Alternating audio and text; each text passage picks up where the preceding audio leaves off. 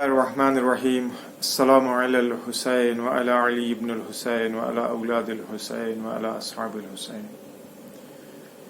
ابا عبداللہ الحسین علیہ السلام نے شب عاشور ان تمام چیزوں میں سے ایک چیز جس پر بہت زیادہ فخر کیا تھا وہ ان کے اصحاب اور انصار ہیں. امام عالی مقام فرماتے ہیں کہ جیسے اصحاب خداوند عالم نے ہمیں عطا کیے ہیں، نہ میرے نانا محمد مصطفیٰ کو ایسے اصحاب ملے، نہ میرے بابا علی مرتضیٰ کو ایسے اصحاب ملے، اور نہ میرے بھائی حسن مجتبیٰ علیہ السلام کو. عزیزوں، ناظرین اعظام، ماہ مبارک ماہ محرم الحرام ہے، اور اس مہینے میں ہم عزاداری کرتے ہیں سرکار سید الشہداء کو، بی بی زہرا مردیہ کو، رسالت مآب کو، امیر المومنین علی بن ابی طالب علیہ السلام کو، امام زمانہ علیہ السلام کو، سب کی خدمت میں تعزیت اور پرسہ پیش کرتے ہیں. خالی عزاداری میں مجلس کر لینا، نوحہ پڑھ لینا، یا جو ہمارا ٹریڈیشن ہے اس اعتبار سے عزاداری کر لینا شاید یہ حق عزاداری نہ ہو، بلکہ ہم وہ افراد جن کے لیے عزاداری کر رہے ہیں ان کی معرفت ہمارے لیے ضروری ہے. اس معرفت کے سلسلے میں اصحاب ابا عبداللہ الحسین علیہ السلام کہ جن کے اوپر ہم سلام کرتے ہیں، ہم سلام بھیجتے ہیں، نہ یہ کہ ہم خداوند عالم سلام کرتا ہے، امام معصوم سلام کر رہا ہے ان کے اوپر، ان کی معرفت بھی ضروری ہے.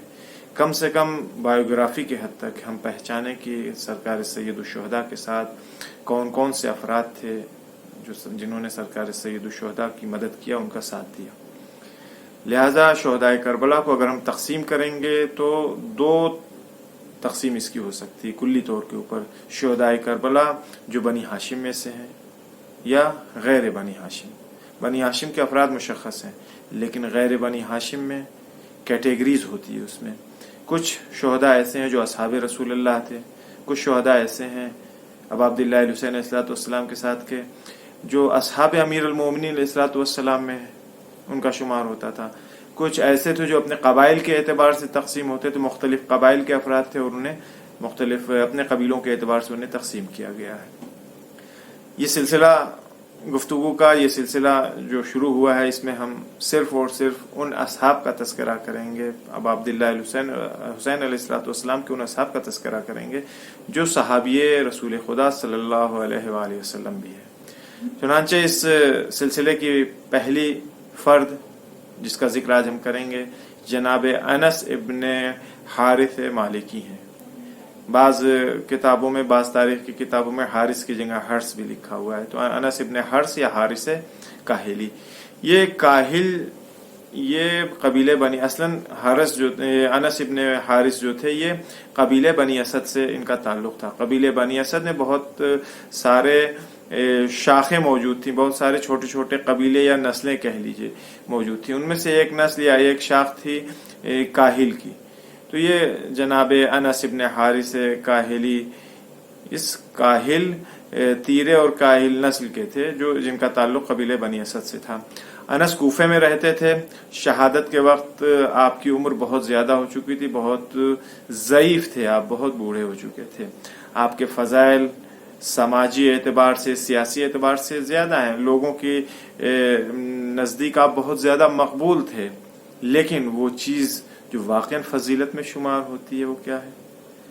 آپ کی سب سے بڑی فضیلت یہ ہے کہ آپ اصحاب کبار رسول اللہ میں تھے صلی اللہ علیہ وآلہ وسلم. ان کے خاص صحابیوں سے، بزرگ صحابیوں میں آپ کا شمار ہوتا تھا.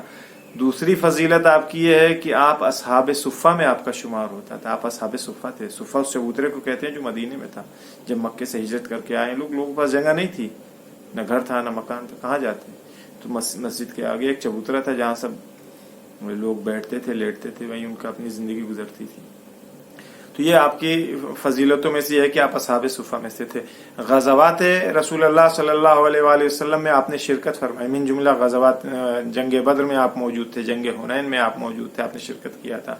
آپ رسول اللہ کی حدیث کے راوی ہیں، ان کے ناقل ہیں.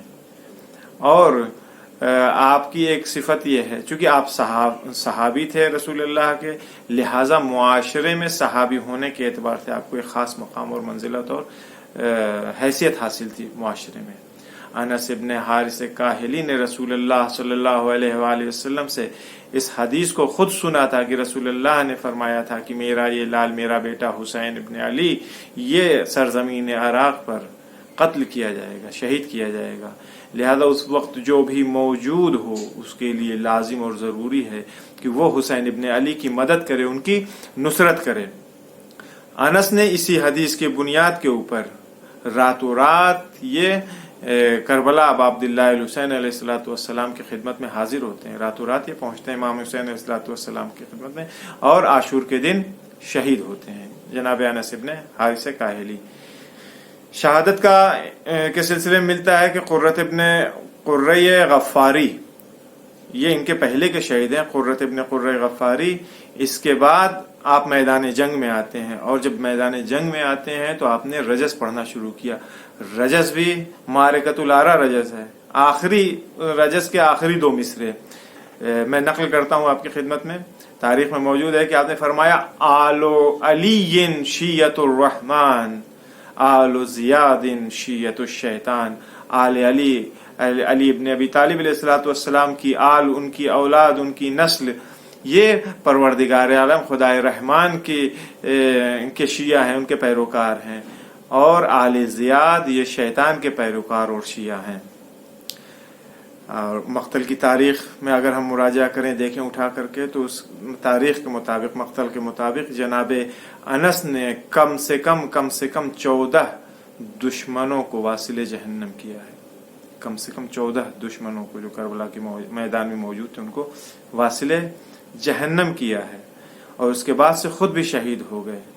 آپ کے مقام، آپ کی منزلت، آپ کی عظمت کے لیے اگر کچھ کہا جائے، میں کیا کہوں، لوگ کیا، کسی میں اتنی مجال نہیں ہے، کسی میں اتنی صلاحیت نہیں ہے کہ کوئی آپ کو کچھ کہے، بلکہ ہمارے وقت کا امام منتقم خون حسین بقیت اللہ الاعظم روحی و ارواح العالمین لہ الفدا خود فرماتے ہیں، زیارت ناہیہ میں آپ کو سلام کرتے ہیں۔ امام علیہ السلام فرماتے ہیں السلام علی انس بن کاہل الاسدی، انا للہ و انا الیہ راجعون، وسیعلم الذین ظلموا ای منقلب ینقلبون۔